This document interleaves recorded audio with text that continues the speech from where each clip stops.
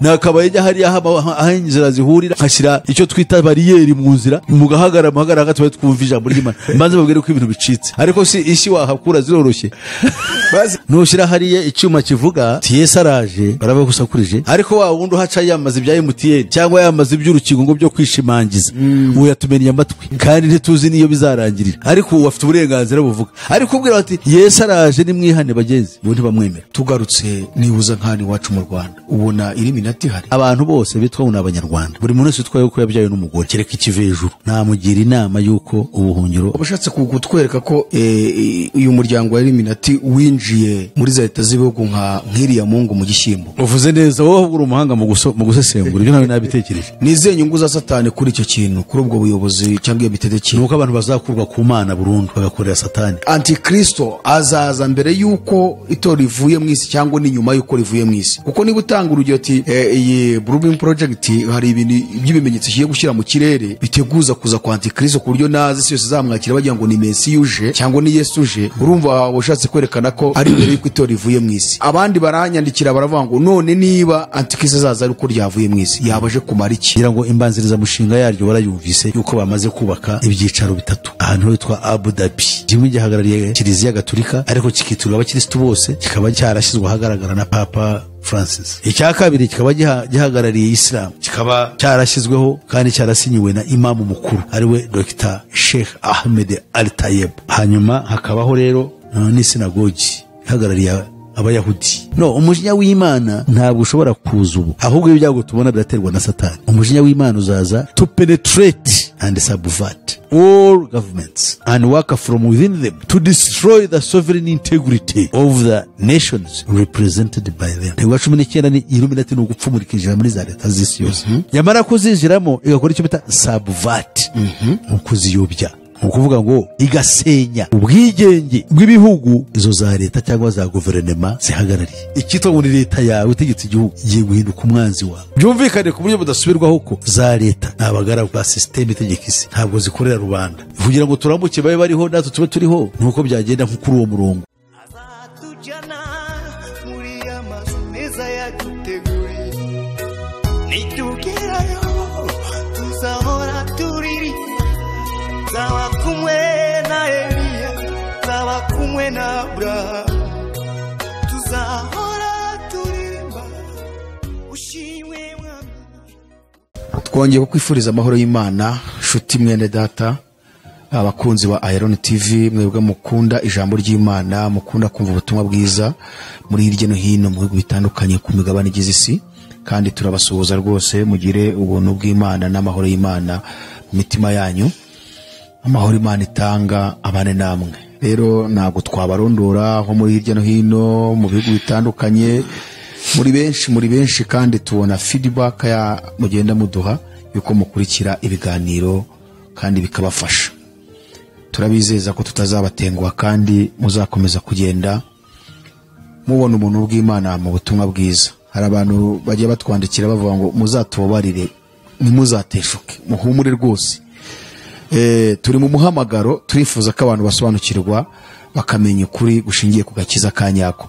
Uyu munsi turagarutse rero nanone na Pastor Musisi washize twakoze ikiganiro kireba na n'Uburusiya na Ukraine aho turi kureba niba mu by'ukuri yaba ari intambara ya gatatu cyangwa se ari intambara Gogi na Magogi aho Pastor yasoje atwereka yuko ibi ari intambara ya gatatu ndetse anatwereka ko iyi ntambara umuryango w'abibumbye utayihagarika kuko biri mu ntego zabo z'ikinyagihumbi bafite inyungu zabo bashaka kugeraho ahubwo izahagarikwa nuko Uburusiya butsinze Ukraine akaba ariho bizarangira. Rero intambara mu isi zirahari nta mahoro yo mu isi ni intambara na makuba ni ibyago ariko hari ubwami twasezeranijwe aribwo ubwami bw'umwami wacu Yesu Kristo ubwami bw'amahoro kugira ngo tubwinjiremo rero bitangira inaha ni ukwizera uwo yatumye uw'Imana yatumye ari we Yesu Kristo tukabanza guhabwa amahoro yo mu mutima tukabanza kumva tuguwe neza.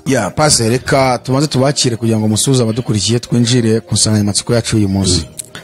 Murakoze turishimye kandi turanezerewe ndabashuhuje abakurikira Iron TV ese Imana baho umugisha hari umurimo nibwira yuko ari mwiza mukora kandi utangaje wo kwamaza ubutumwa bwiza no gutuma abantu bacu benshi bakanguka, kuko turi mu gihe gikomeye cyane cy'impanda cyahanuwe muri Bibiliya, kandi izo mpanda zirahagurutsa abantu ngo bakangukire urugamba rugiye gusohora hagati ya Satani bidatinze na Kristo.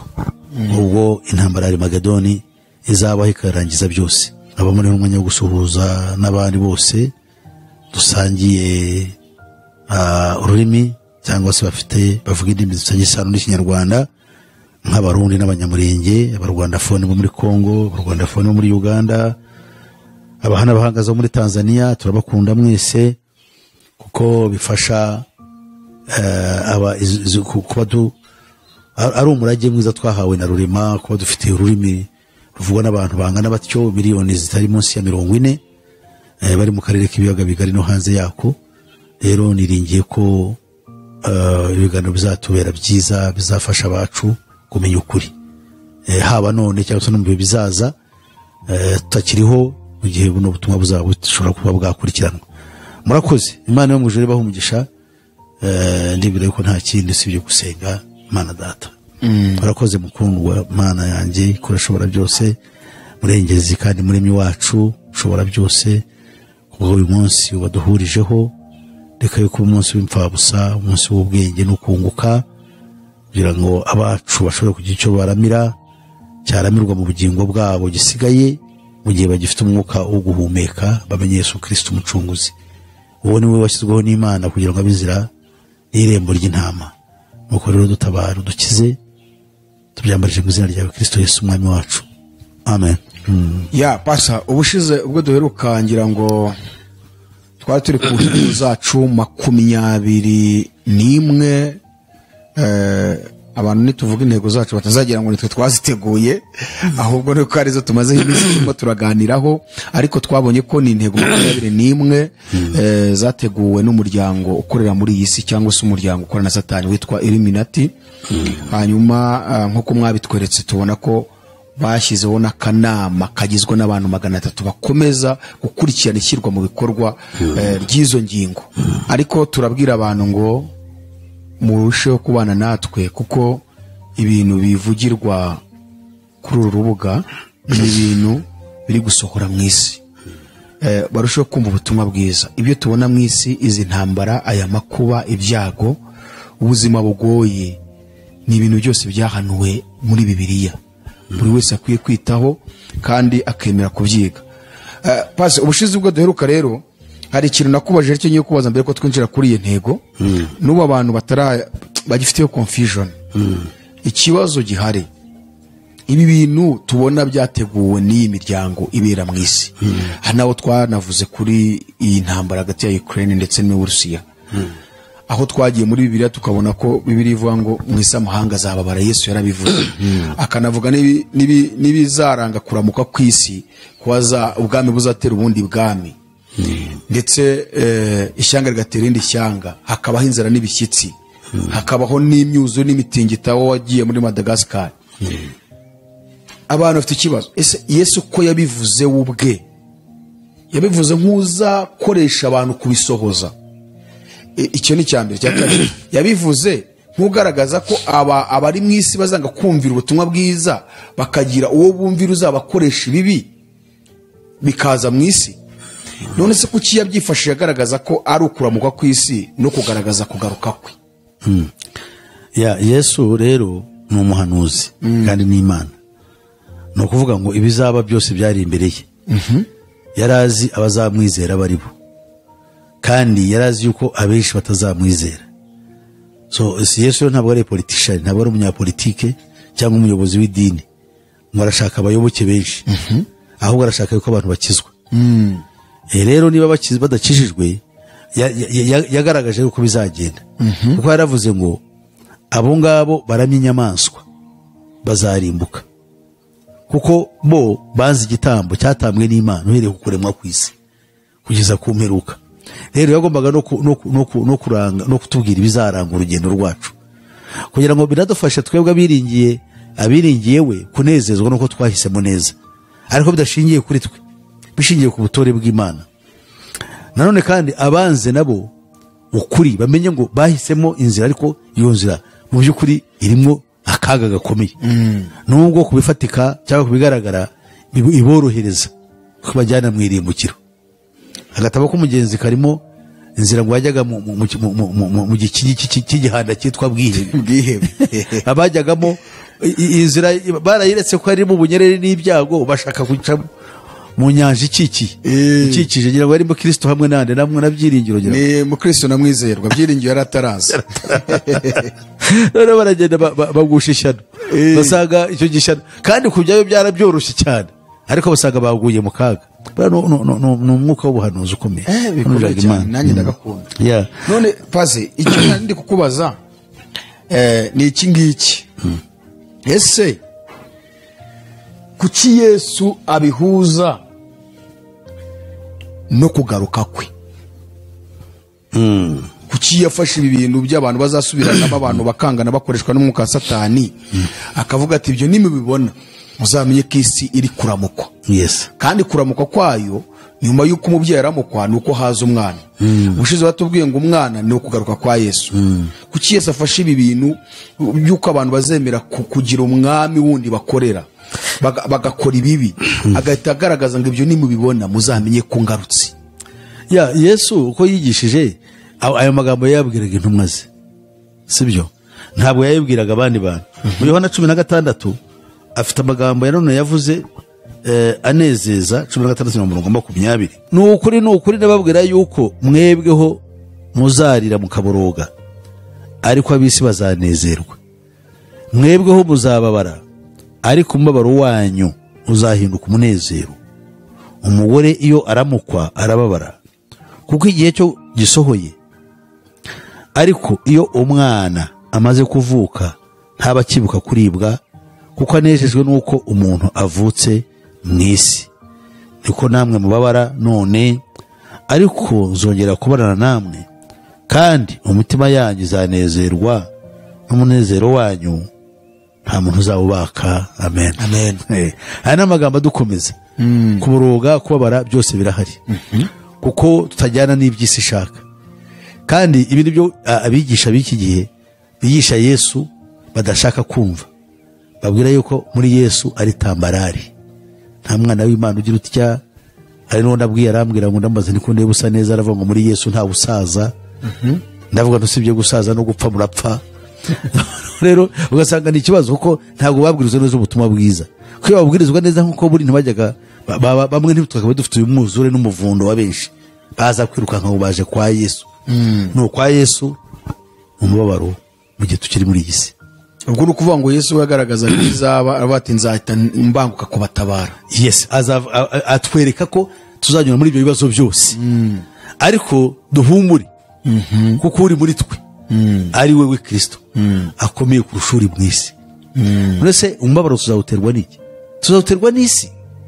Isi igizwe n'abantu. Hari inyamaswa yavuye muri pariki kuza kuteza umutekano muke se? Ubu sivura turayibura kubera inyamaswa cyangwa kubera umujinya w'Imana? No, umujinya w'Imana ntabwo ushobora kuza ubu, ahubwo ibyago tubona biraterwa na Satani. Umujinya w'Imana uzaza cya gihe kizabya zirindwi zasukwa ku isi. Niwo mujinya w'Imana nyawo wo gutsemba abafite umubiri bose bashyizweho ikimenyetso cy'umwanzi. Ubu hari gukora uwa Satani. Ibimenyetso, hari ibimenyetso hakaba n'impanda. Ibyo bimenyetso rero umwana w'Imana koko niwe ubikora kuko yarabivuze. Uwo mwana w'Imana ngo abwira marayika w'ikimenyetso runaka ngo kirasohoka, ngo hasohoka ifarashi imeze iteneti, ngo mwese haba ibibazo byose. Biriya bibazo rero bikorwa ntabwo Imana ibikorera ikindi, ni ibimenyetso bigaragaza yuko abantu banze ukuri, banze Kristo. Kuko mu kumwanga ibimenyetso bigaragaza yuko bamwanze nuko hari intambara, hari urupfu, hari ibyago, hari inzara nk'ibi tureba kuko banze Kristo.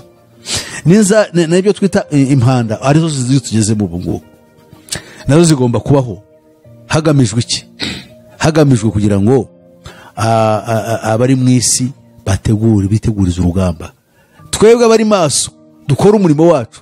Umurimo wa mbere ni ukwezwa twebwe ubwacu jye nawe, kugira ngo twerezwe kujya mu bwami. Kure turi abantu, utejejwe ntazabona umwami Imana.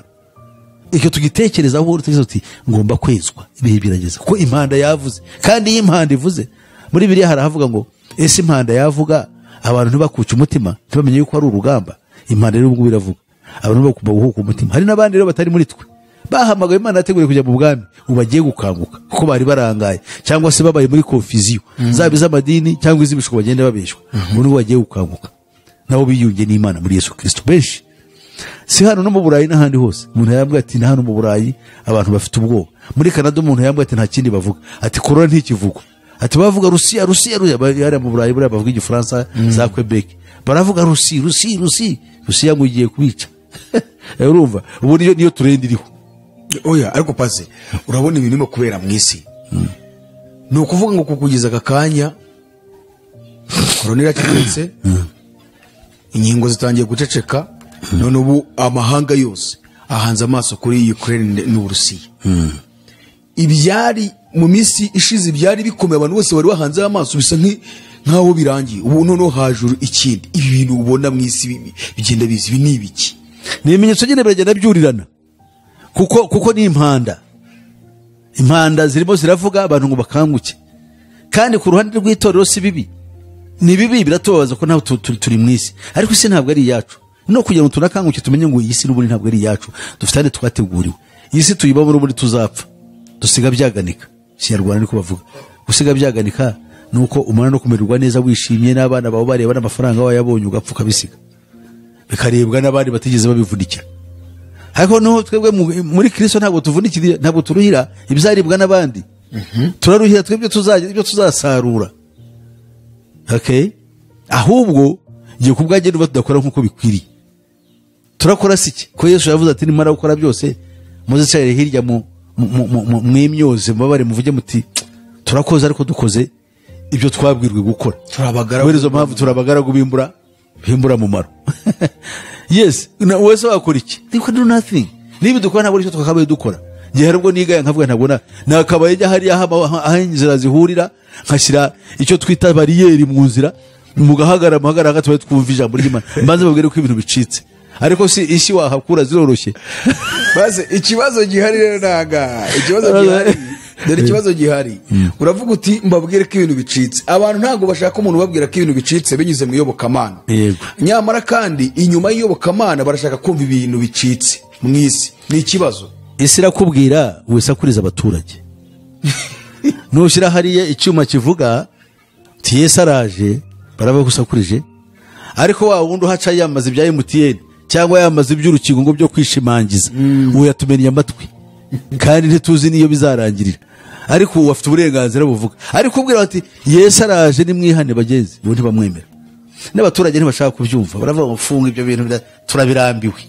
None se paze hari akantu uvuze shaka ko kugira ngo kakana nako katubwire. Mu bintu bya mbere by'ibihuha bibaho mu isi ni iterabwoba ryinshi ku bitangazamakuru. Abantu benshi bagiye bashaka kumva ngo nibiki byabaye ibonaka, nibiki byabaye ibonaka mu gihugu cyacu nihe habaye ibi nibi. Ku buryo nk'ubu ngubu tunakurikiye igitangazamakuru cyacu cy'u Rwanda cya televiziyo y'u Rwanda, radio y'u Rwanda, abantu benshi ntibakunda kuyumva cyane ahubwo bashaka ibi bitangazamakuru bindi bivuga ibintu bibi byabaye hirya no hino mu ntara z'igihugu. None wowe uraje ustangiye kubereka ahubwo noneho ibyago bigwiririye abantu, ubereka ahantu hari agakiza, hari ubuhungiro. Bagatanya kugucyurira ngo wowe nguvuga ibintu biteye ubwoba, ngura bakanga. Kandi bakakuvaho banze kumva ukuri babwiye gushingiye kuyobokamana, bagashaka kujya kumva ibibatera ubwoba ahubwo ku bitangazamakuru binabahamura badafite n'ihumure rindi. Ngaba abantu urababwira iki? Oya, biriya bintu ari ubuhanuzi, biriya n'ubuhanuzi. Mu gihe cya Paulo yagiye hano bita Athens yari mu Bugiriki. Asanga abantu baho baba filozofe, bamwe bari abetoga ba Epicurian, abandi babitaga abari barakurikira bafite filozofi twa asceticism. Aba Epicurian abantu bigishaga ngo ubuzima ni buke turya nta gikwe. Bya bintu byo bajya bavuga nta gikwe gihari, tugomba kwirira tukanezerwa. Kuko muri turaba niyo filozofi bakomeye. Abandi bakigisha kwibabaza, bakavuga yuko iyi si nta kiza kirimo, reka twibabaze tubabare. Igihe kiragera Paulo ahageze azavuga ibyo kuzuka, baramufata ku ngufu bamutwara mu byo bita ngo na Areopago, bamukubitamo baramuhambira bati wowe gahambirwe tubwire ibyo bintu uzanye mu matwi yacu haribo bwa mbere ni ibiki kuko ngo bahoraga ari impuramumaro birirwaga mu maguriro bashaka kumenya ibyadutse ibyadutse bivugwa icyabaga cyadutse babaga bashaka kugira ngo bagitege amatwi bagiye kumva ngo Pawulo araje aza avuga ibintu ngo babonye ibishushanyo bisengwa ngo byinshi ngo ariko hari icyo abonye cy'Imana itamenywa ati ibyo Imana ushaka kubabwira atangira kubabwira ibyo kuzuka baramubwira ati ariko se uyu muntu batumenga yasaze batuba munyamagambo we igendera ibyo uzaba tubitubwira ubundi ubundi tekereza ibyo ngibyo babwira iby'ubugingo ariko barashaka inkuru n'impuha biri hirya no hino by'abafilozofe iby'abategetsi bavuga hari ibintu byinshi bigezweho koko ndabyibuka mu byakozwe mu 17:21 haravuga kuko abanyatenayi bose n'abasukiye baho batagiraga ikindi bakora keretse gushyushya inkuru no kumva ibyadutse yego bivuze neza ko byanditswe nuko bimeze n'ugushyushya inkuru urariko niko abantu bameze abantu bose bashaka ikintu gishyushye barashaka kubaho Imana yambwiye ngo igiye gukora ibi harabo wavuze ngo noneho ngo igiye kuzi kubita tababarira abantu bagakurikira Imana igiye kudukubita nose urashaka ko bandi gukubita ariko uzakubitwa n'Imana zabaho Bibiliya iravuga ngo biragatsindwa gusumirwa amaboko y'Uwiteka biragatsindwa ntibikabeho none ati Imana ije gukubita babarira ije kubaterera ku munigo iyo Imana ki ntabwo babizi n'ubwo ngo abantu bakamukurikira kumva iki Imana igiye kubakorera ibaze none wowe uraza ahubwo werekana umujinya w'umwanzi Satani uberekana ubuhungiro bati bikomeza kudutera ubwoba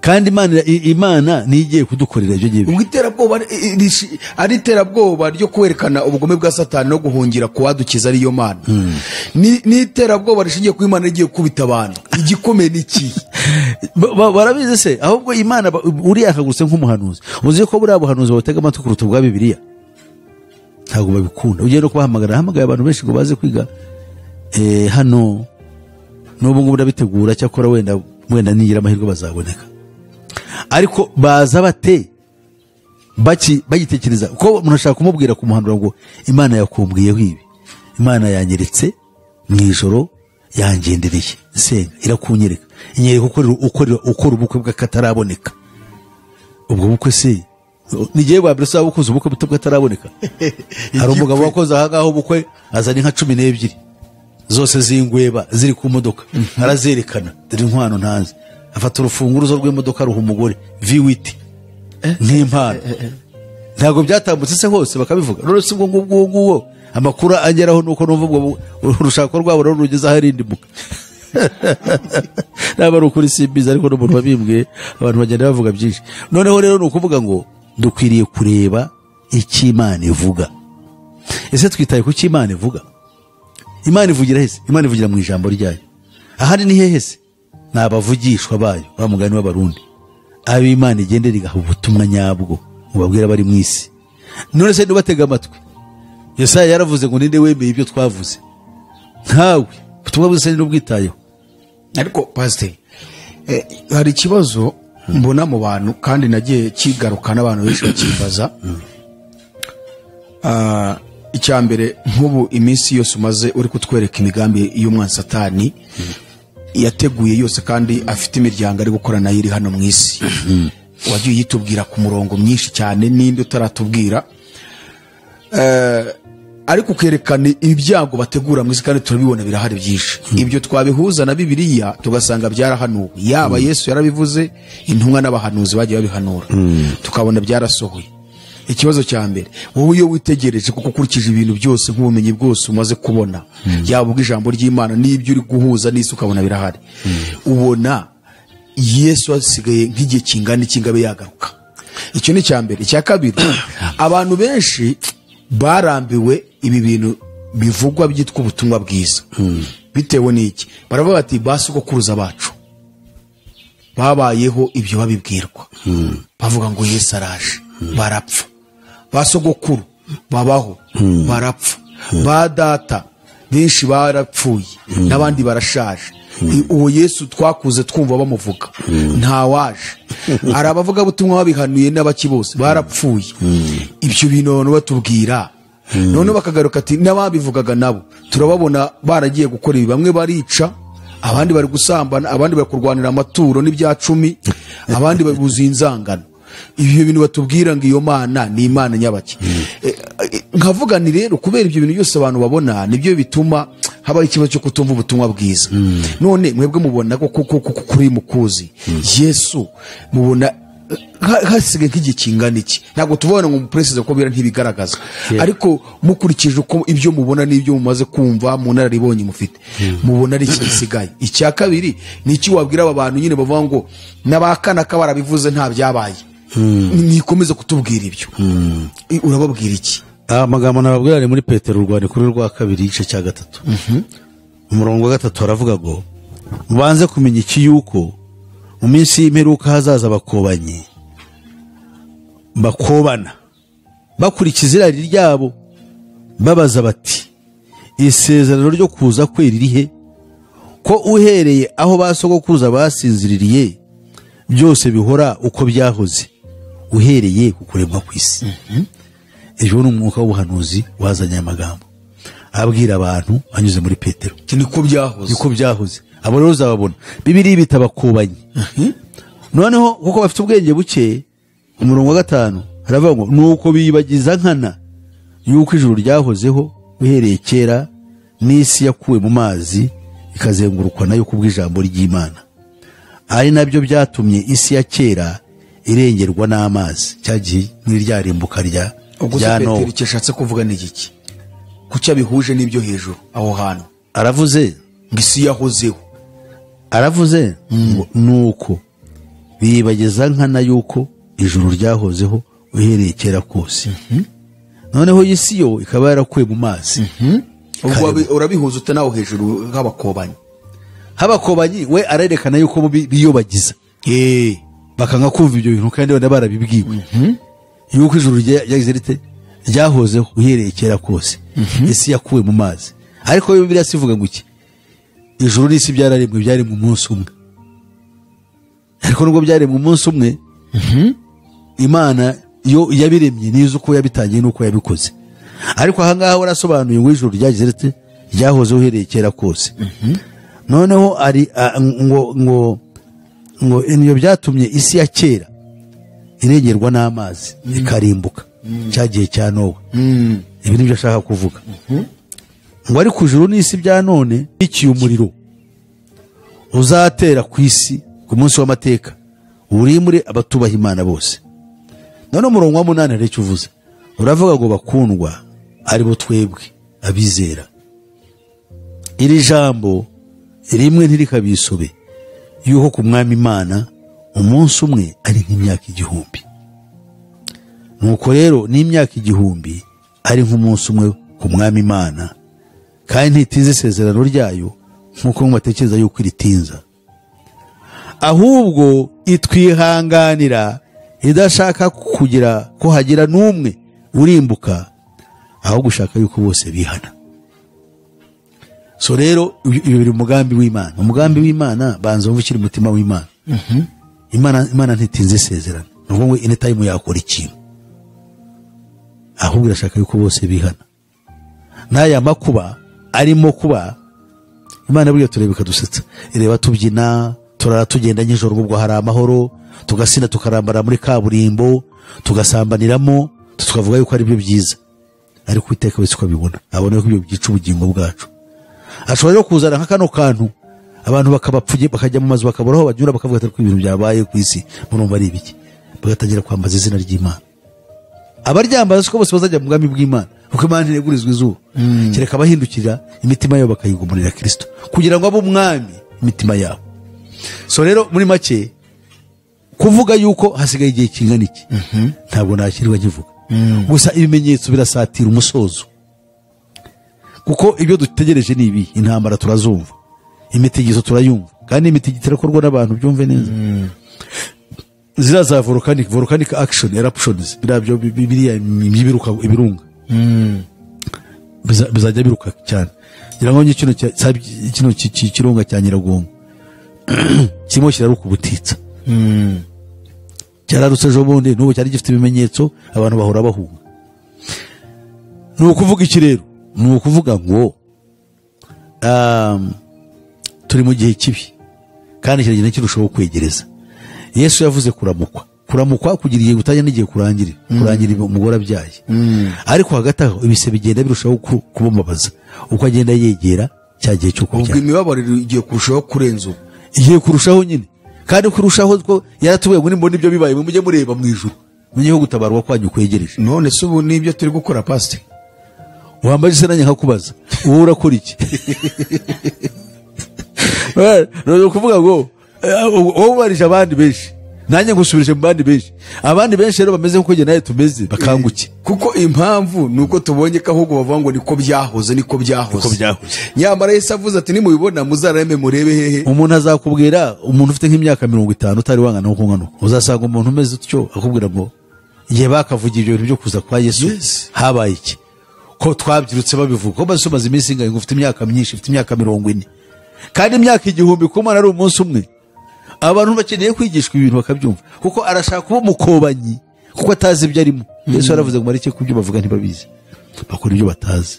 Imyaka 1000 kuri twe ni umunsi umwe ku Mana. Ku Mana ni umunsi umwe.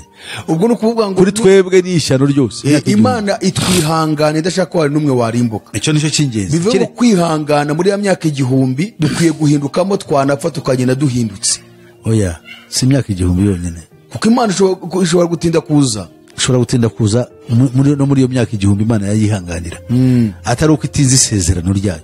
Isezerano se rigiranye n'abana bayo twebwe iyo kuducungura mu isi. Ntituritinze ntituvuze ngo ritinje ahubwo tumenye yuko hariho benshi bashaka gukizwa ahubwo dukora umurimo wo kubabwiriza ubutumwa bwiza. Imana ishaka yuko bakizwa ahubwo yarebage nawe twakoze iki niyo bari abantu barimbukira mu byaha bakizwe kuko harimo ab'Imana yahamagaye bagomba gukizwa. None imyaka 1000 kuko tubonye ko Imana ishobora kwemera ko ishira kubwo kwihangana ngo irebe ko bose bakizwa. Mu myaka 1000 babagiye generation zingana iki iziba zipfuye? Generation se ni generation ni imyaka 20. Aha. None rero ko ubwo nukufata igihumbi ukadiviza na 20. No kuvuga ngo niba Imana ishobora kumara imyaka 1000 kugira ngo abantu bakizwe. Abantu gukizwa ni nonaha. Yes, ni uyu munsi. Kugira ngo imyaka yo kubaho mu isi nanava mu isi agenda akijijwe. Yes. Generation ni igihe kiri hagati y'umwana na se. Uko tubyara umugabo byara afite imyaka 20-21. Ubu ni generation ubyaye wowe abo byirukanye nabo ubwo nabandi nabo bazabyirukana nabo nabandi. Ubwo rero no kuvuga ngo icyo dukora twe ukubwiriza ubutumwa ni our generation yanjye n'abakurikiraho ko niba bavuze ubutumwa abo hasi yanjye ndusha imyaka 20 ubu bari imyaka za 40 n'abari imyaka 20 hasi nabo barumva. Ya pase murakoze cyane. Reka tujye ku ntego yacu cyangwa se ku ntego ya 19. Murakoze. Intego ya 19 twamaze kubona ya 18 twavuze yuko ari ugushyigikira inzego za Loni kugira ngo zimire bunguri inzego z'igihugu. Twabonye iby'amabanki, twabonye iby'ubucamanza, twabonye iby'imiturire n'ibindi byose bishamikiye kuri Loni n'iby'inkiko. Inzo by'imanza bicamanza. So biriya byose uzabibona ibyo Loni ifite kuko Loni ifite za ministeri nk'izo leta y'u Rwanda ifite n'urugero. Ariko izabo zigomba kumira izacu. Bafite ibyita ku bana, bafite ibyitwa ku bagore, bafite ibyita ku natwe dufite ministeri y'ubuhinzi. Buriya tuvuga iby'ubuhinzi Loni ifite icyayo cyitwa FAO kigamije ngo Food and Agriculture Organization. Iyo ni yayo. Iyo tuvuze iby'ubuzima hari World Health Organization. Iyo tuvuze ibya finance hari World Bank. Iyo tuvuze ibya gisirikare iyo tuvuze ibya gisirikare baragifite igakiko kare akanama ka Loni ibyo gashinzwe. Buri no gategeka si bari gisirikare hitegeka isi ntabwo tubizi. Abangaba bambara bakaravete ngo turaba depite bakirwa barya amafaranga nta politike bagira nagakingirizo. Igisirikare gitegeka isi barambaraza bafataza amashakoshi ya briefcase bayita bati ishakoshi za diplomate. Barya no urugambo ntabwo ari bategeka isi ntabwo ari bari n'icyo bafite bashinzwe twebe kuduhisha. Ubuse ngo diplomasi rakora hariya muri Iran muri Ukraine no so rero abo ngabo umurimo wayo n'iz'uburezi iz'uburezi se dufite ishami rya yitwa UNESCO noneho ziriya nzego zigomba kumira iz'ibihugu twarabivuze ubushize ngo biragenda bita agaciro hakura biriya cyangwa se ugasanga biriya ibyo bavuga nibyo tugomba kwakira aho kugira ngo tube za ministeri ziseriva igihugu bishingiye mu mikoro yacu n'ubwenge bwacu ahubwo twaba dushinzwe kwakira amabwiriza ava hariya kugira ngo tuyashyire hehe tuyashyire mu bikorwa nk'uko ureba ubu ngubu ministeri yacu y'ubuzima nta mudogiteri ushobora gufata umwanzuro w'itike paka dutegereze ibiva muri World Health Organization ibi no ku isi yose ntabwo ari ahantu hose so tugomba kumenya yuko yari umugambi karundura wo gushyiraho leta imwe ku isi. Ubu rero maze tumaze kumenya ibyo ngibyo tugiye kwinjira mu ntego ya 19. Intego ya 19 iravuga ngo to penetrate and subvert all governments and work from within them to destroy the sovereign integrity of the nations represented by them. Hangana akantu gashekeje kandi kababaje. Intego ya 19 penetrate ni ugupfumura ukinjira ngo tukinjira muri za leta bagomba kwinjira. Intego ya 19 ni Illuminati ni ugupfumura ikinjira muri za leta z'isi yose yamara kuzinjiramo igakora icyo bita subvert ukuziyobya ikazishora cyangwa se kuzishora umurongo wayo zo za leta. Noneho ikoreye muri zo za leta iga destroy ukuvuga ngo igasenya ubwigenge bw'ibihugu izo za leta cyangwa za guverinoma zihagarariye. Mu yandi magambo ikitwa ngo ni leta yawe itegetse igihugu igiye guhinduka umwanzi wawe uko igiye kwijurwamo n'ababandi bashobore gusenya cya gihugu cyawe. To destroy the sovereign integrity of the nation is represented by those governments. The sovereign integrity bivuze ubwigenge bw'igihugu. Uvuga ngo leta izagerageza kuvuga ngo nongo ibyo ntabwo tubyumva iyo ngiyo se yaramuka ntabwo yaramuka byumvikane ku buryo budasubirwaho ko za leta n'abagaragu ba system itegeka isi ntabwo zikorera rubanda. Abantu bajya bambwira ngo leta no nazo kandi ugomba kuzigirira impuhwe kugira ngo turambuke babe bariho natwe tube turiho nuko byagenda nko kuri uwo murongo. Twebwe niyo mpamvu tutinjira muri politiki ko nacyo twahindura ahubwo dukora tubwira abantu ngo imoka byara mu ibintu biracitse twamaze kugotwa hasigaye inzira imwe rukumbi ni Yesu Kristo. Gaturere muri Yohana dore n'ibyo ubushize twavugaga ndi kuvuga nti ese ko abantu bakomeza kwiringira imbaraga z'ibihugu byabo bakiringira imbaraga z'ubumenyi bafite bakiringira imbaraga z'abayobozi babo b'ibihugu kuko iyo witegereje muri iki gihe ubona igihugu kimaze kuba nk'imana y'abaturage bacyo niyo mpamvu baguka kukirwanira ko tubona ahubwo ibihugu byinjiriwe. Ni ikibazo gikomeye. Niyo mpamvu Yesu yavuze muri Yohana igice cya 10:7 aravuga ngo nuko Yesu arongera arababwira ati nukuri ndababwira yuko ari gerembo ry'intama abambanjirije bose bari abajura n'abanyazi ariko intama ntizabumvise. Murongo wa 9 ni gerembo ry'intama umuntu niyinjirira muri jye azakizwa azinjira asohokeye kandi azabura urumuri. Haleluya. Uwo ni umunezero wacu. Naho ibindi byo tuba turimo tubwira abantu no you cannot somebody is a slave. Umuntu ni umugaragu ntabwo ari umugaragu ahubwo ni umucakara umuhungiyeho kandi umucakara n'umucakara wa wundi ukwirukanye. Urumva umuntu yaguhisha ni umucakara wa wundi ukwirukanye. Umucakara ni umucakara w'uguhiga. Umuntu araguhiga kugira ngo kurimbure araguhiga ukagaruka ukaba n'umucakara wahungiye ku mucakara we ubwo tuhangane ne buronke amaronko yo kubaho. Salvation ntabwo byashoboka. Niyo mpamvu rero tugomba kumenya iki kibazo uko giteye. Iki ni ikintu gikomeye cyane kwinjira muri za leta. Iyo ni Illuminati. Yes, the 20 nonsense ni goals intego 21 za Illuminati. Kuko byanditswe n'umugabo w'impuguke witwa Dr. John Coleman.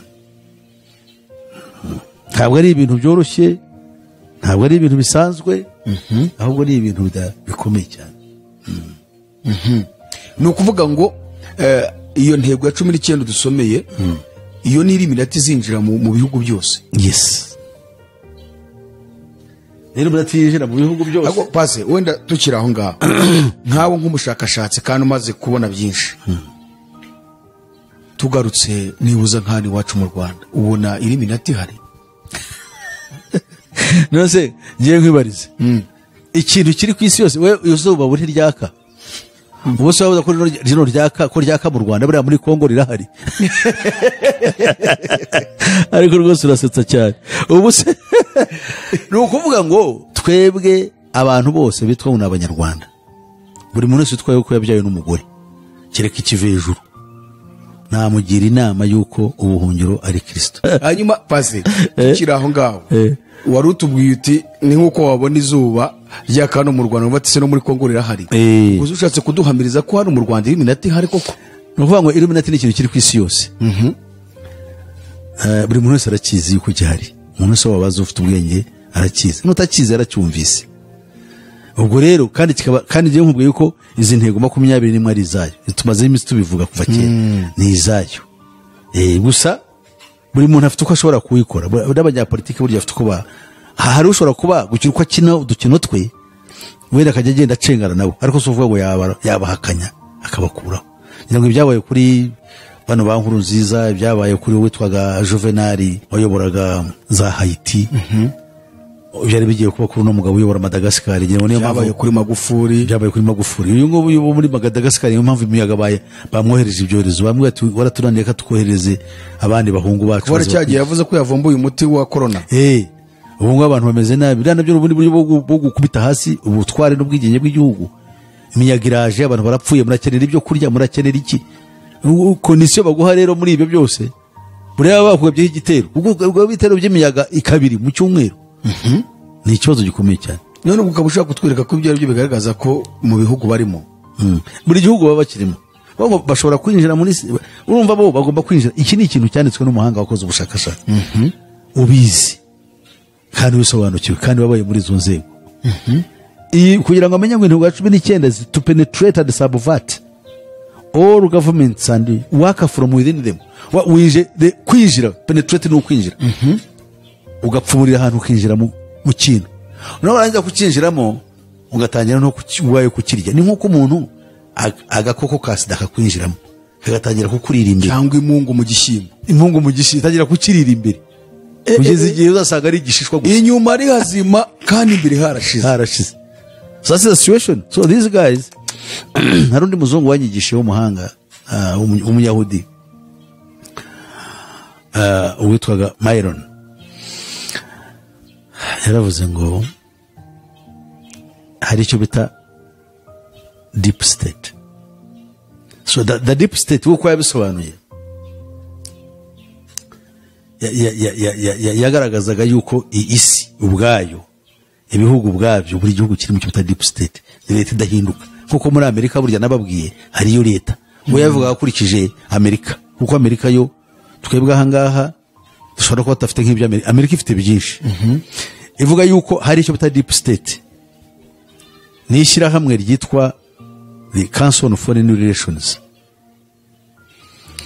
niyo riyobora igihugu, niyo rishyiraho ariya mashyaka, n'aba riyoboye igihugu rero rigashyiraho n'ariya mashyaka, politike yabo nayo iba ikwira mu bihugu.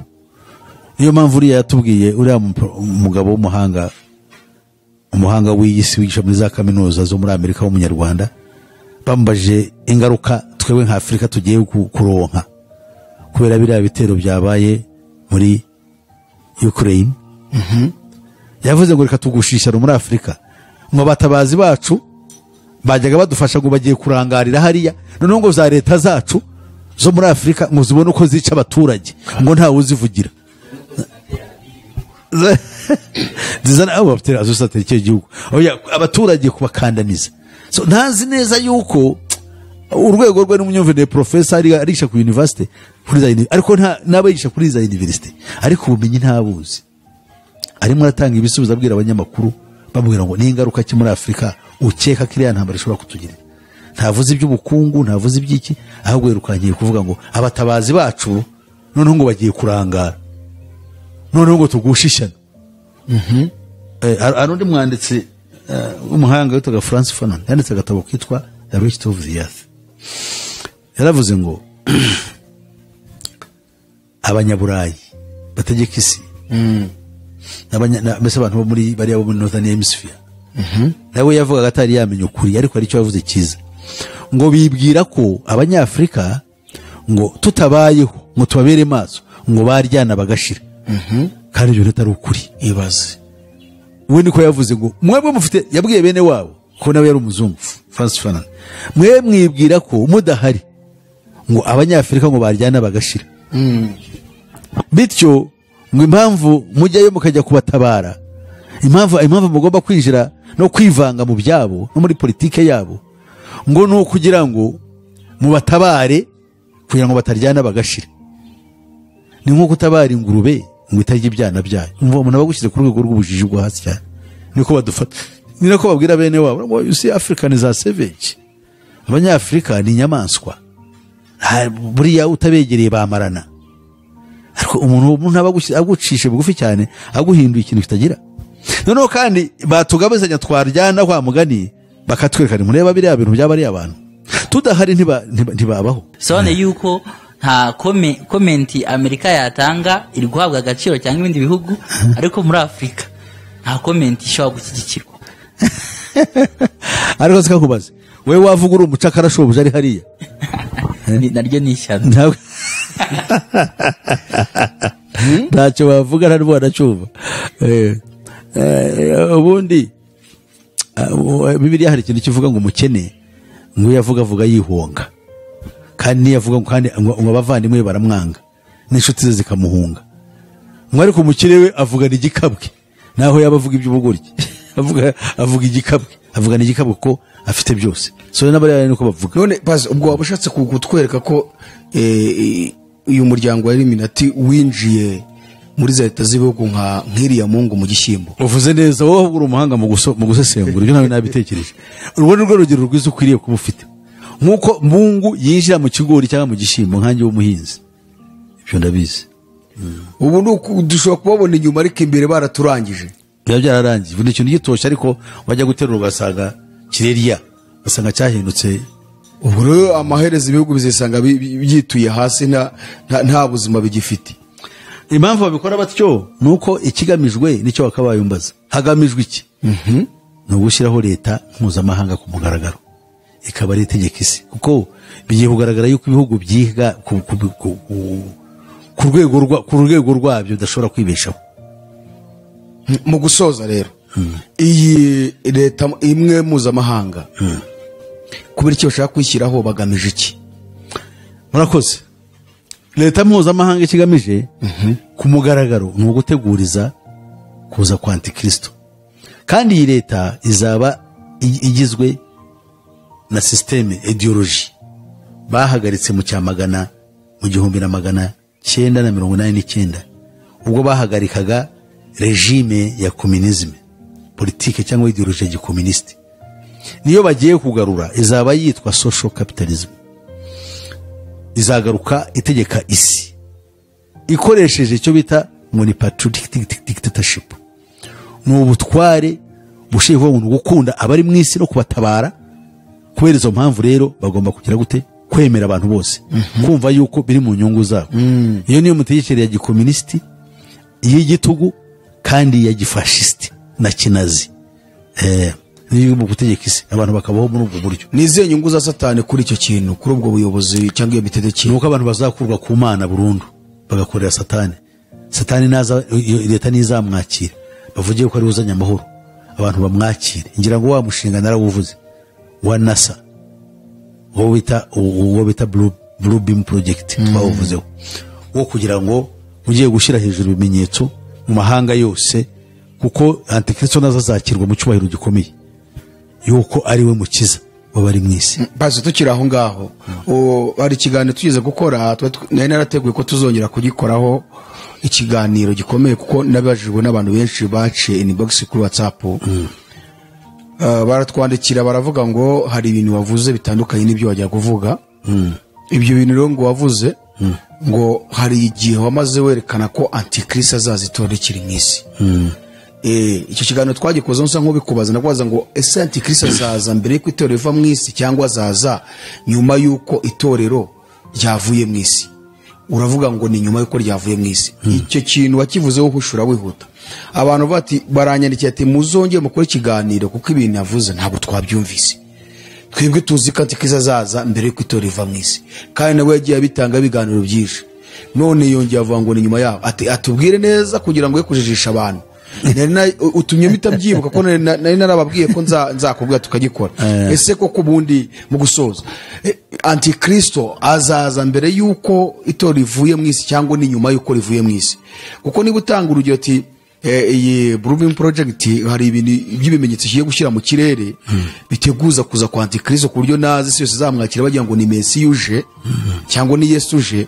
Urumva ushatse kwerekana ko ari mbere y'uko itorero rivuye mu isi. Abandi baranyandikira baravuga ngo none niba antikristo azaza ari uko ryavuye mu isi yabaje kumara iki? Ko intego ye ari itorero mu isi.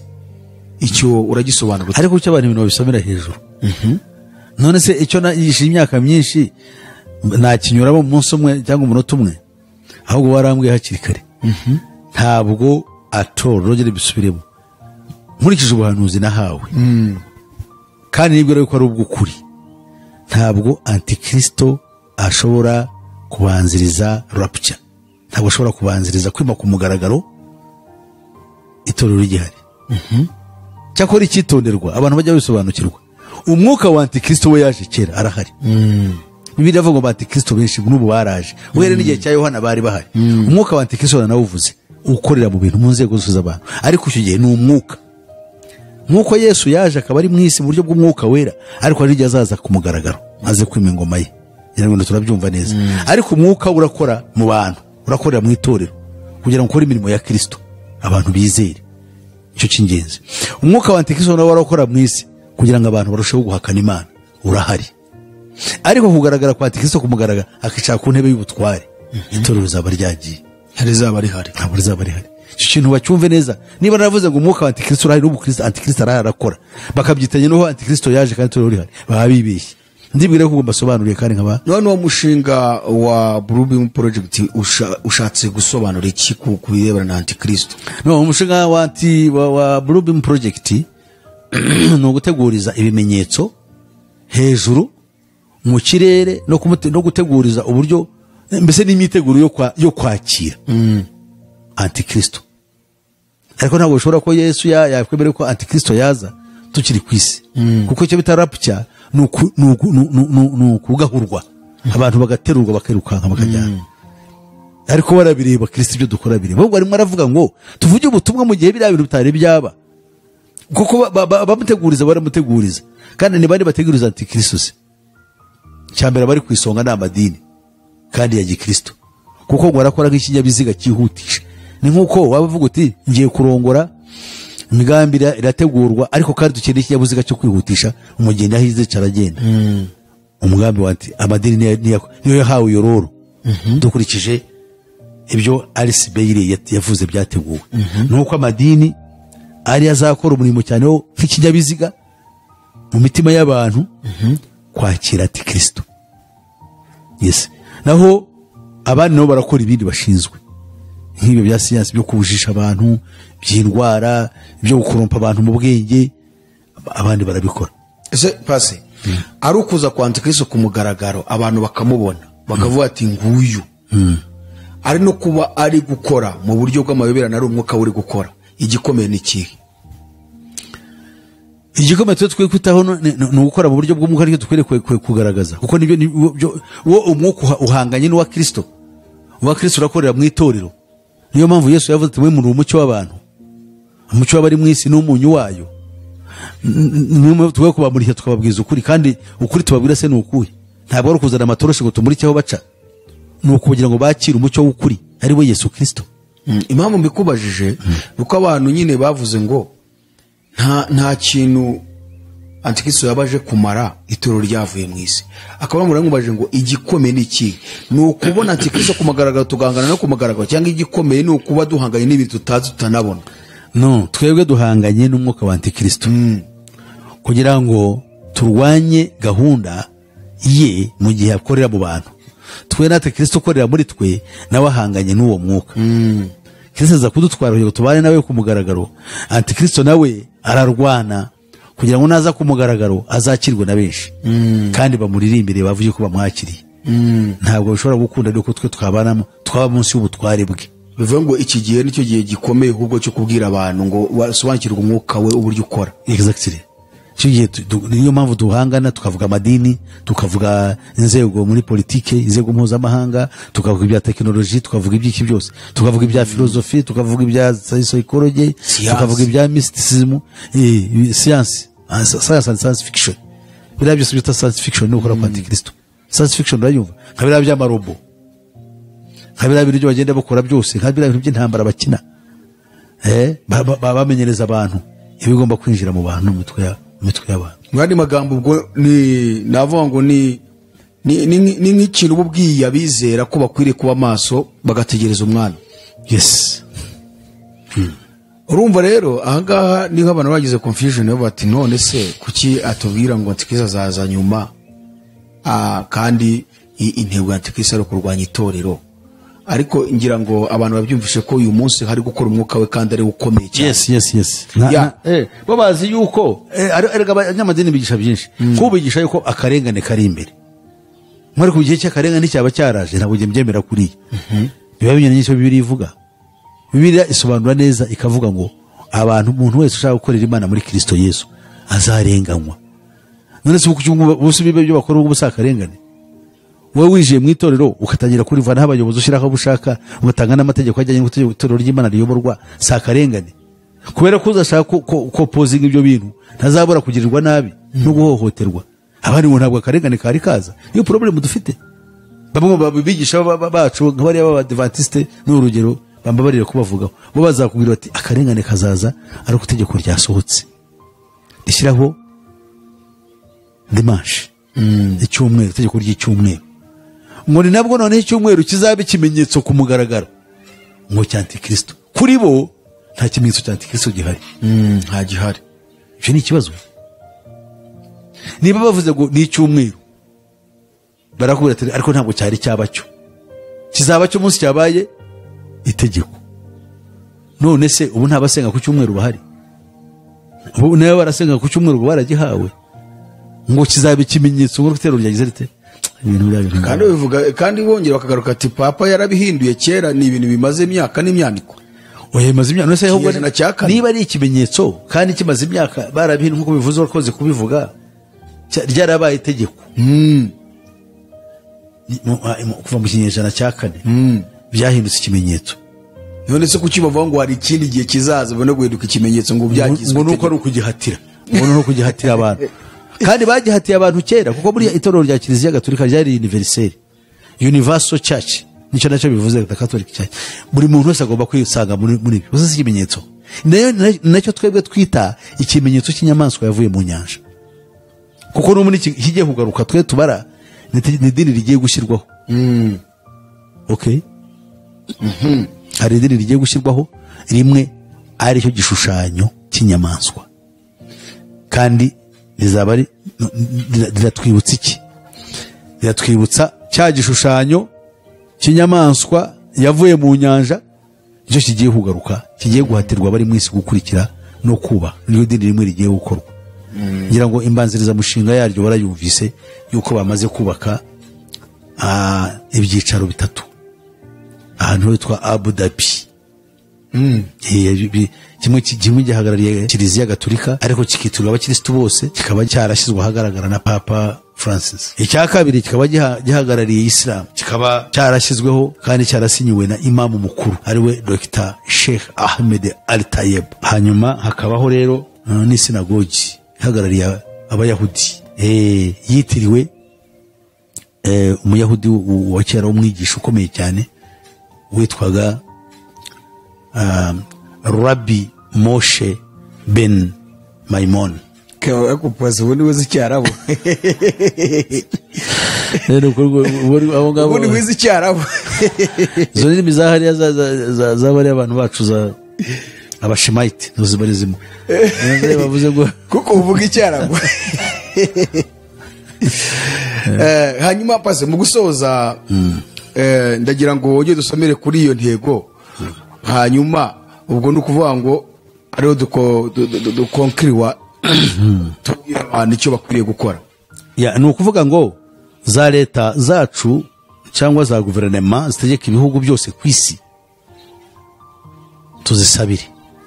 Tugomba gusabira abantu kugira ngo kuko zamaze kwinjirirwa Zakira iminate. zarinjiriwe kandi kugira ngo zikoreshwe ibinyuranye n'ibyatugirira akamaro ahubwo bitugire neza kuko niko Bibiliya itubwira. Yatubwira mu musabire abami n'abatware kugira ngo tubeho mu mahoro ngo twitonda rwose. Ubwo nicyo kintu niko butumwa. Niba tugomba ibi bintu byo kurwanya za leta kuko zira leta bari abagabo bakora biro bya za kudeta gushyikira inyeshyamba kurasa abantu no kwicana bagira bite icyo bashaka no kugira ngo hakaduruvayo kabeho. None twebwe icyo tugomba gukora gusenga Imana kugira ngo tugire agahenge ko kubaho tubone ko tuvuga ubutumwa nta n'ikindi. Ntabwo ari ukurya no kwinezeza no kwambara neza no kugenda ipori no habone kuvuga ubutumwa mu gihe gishoboka. Niba ibintu byabereye muri Ukraine ntabwo biri kure yawe kuko nabo ni abantu tugomba kubara n'ababara. Ntabwo twifuza ziriya ntambara. Niyo mpamvu ugiye ko nzi yuko iriya ntambara itarangira. Niyo mpamvu navuga ngo Uburusiya bwafata igihugu kandi bagashyira leta ariko abantu bagakira kuko icyo bakeneye si ugutegekwa n'undi wari wese ni ukugira ngo Yesu Kristo yakirwe mu mitima yabo. Kiri cyo mbona nk'icy'agaciro kuko nibamara gupfa cyangwa nabo baba bahangayitse induru zivuga bahora amasasu n'imizinga bikubita ntacyo byabamarira. So nicyo nyine nawe. Ya pasa murakoze cyane ngira ngo mbere yuko musenga mwatanga adresse yanyu kugira ngo abantu bakomeze kubabaza ibibazo mu basobanurire. Ya murakoze adresse yanjye rero amazina yanjye ni Pastor Peter Musisi murabyumva. Telefone yanjye ngendanwa ariyo 0788506076 ni nayiba kuri WhatsApp. Abari hanze y'u Rwanda bashyira kuri bagomba gushyira akamenyetso ko guteranya bagashyiraho 250 7 88 50 56 76. Imana yo mu ijuru ibahe umugisha. Bibutse ko hari urubuga rwitwa Pastor Peter Musisi Official. Mwongere kurwiyandikishaho muri benshi. Dufite gahunda yo kwigisha ubuhanuzi, tukigisha ubuyobe mpuzamadini, tukigisha n'akaga kari muri iyi si, tubasobanurira ibyitwa stigmatized knowledge cyangwa byo dukura muri stigmatized knowledge ari bwo bumenyi bwahinyuwe, bityo kugira ngo tushobore kurokora ubugingo bwacu. Imana yo mu ijuru ibahe umugisha. Kadusenge. Mana data wa twese murengeze ubugingo bwacu ukaba n'umukiza wabwo. Turagushimiye ku iki kiganiro n'akanya tumaze dusangira ibyo Mwuka ashatse yuko tumenya uyu munsi. Nuko rero bana natwe ubwacu n'abazakora iki kiganiro kandi icyemezo nyamukuru twakiberetse no guhungira muri Kristo ko n'inzira niwe rembo ry'intama ni nawo nzira n'ukuri n'ubugingo nkuko yabitwibwiriye ubwe. Nuko rero mwami wanjye amagambo tuzavuga akomezwe n'Umwuka wera mu mitima y'abazayumva kandi hishurwa nyakuri rituruka rishobora kugira icyo ryamara rituruka mu mucyo w'ukuri rituruka kuri wowe mwami Yesu Kristo uzabane nabo biyereke ko ari we mucunguzi wabo.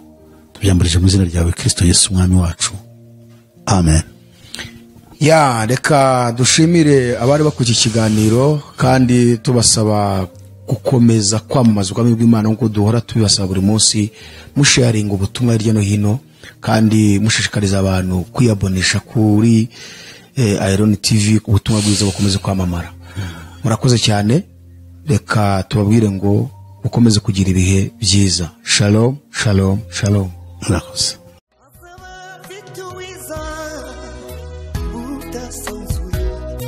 Azaba afite ingororano yo guhema buri wese, guhana n'imirimo yakoreye hano ku isi. Nawe nshuti yanjye aza kwambika ikamba